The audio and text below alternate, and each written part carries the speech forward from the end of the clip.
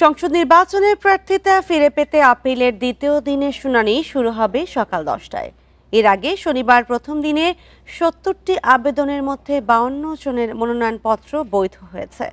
বাতিল হয়েছে 15 জনের মনোনয়ন এবং স্থগিত আছে 3টি আপিল। এদিকে সীমানা জটিলতায় পাবনা 1 ও পাবনা 2 আসনে ভোট স্থগিত করেছে নির্বাচন কমিশন। আপিল করার শেষ দিন শুক্রবার পর্যন্ত নির্বাচন কমিশনে মোট 645টি আবেদন জমা পড়ে।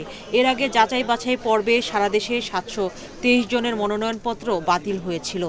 বিজলি কেবলসের স্কিন কোটেড ইনসুলেশন আগুন প্রতিরোধী। বিজলি কেবলস, নিরাপদ আজীবন।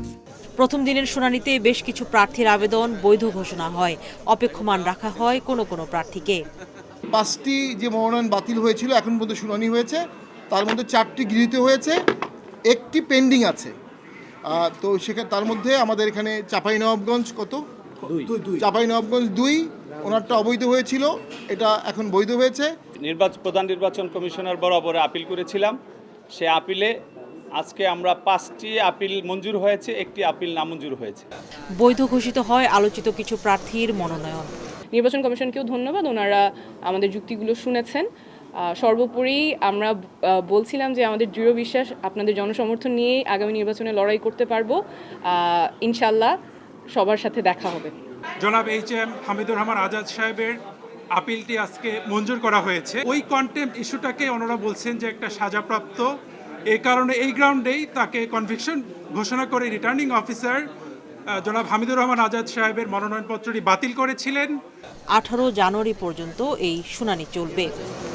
এদিকে পাবনা 1 ও পাবনা 2 আসনের নির্বাচন স্থগিত করেছে নির্বাচন কমিশন। সিদ্ধান্তটা হয়েছিল, যেটা মুখে বলা হয়েছিল সেটা লিখিতভাবে দেওয়া হয়েছে।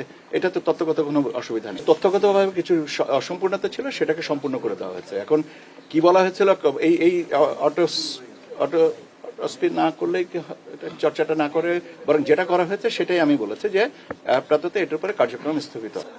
সীমানা সংক্রান্ত জটিলতা নিয়ে সর্বোচ্চ আদালতের রায় মেনে এই সিদ্ধান্ত নেওয়া হয়েছে।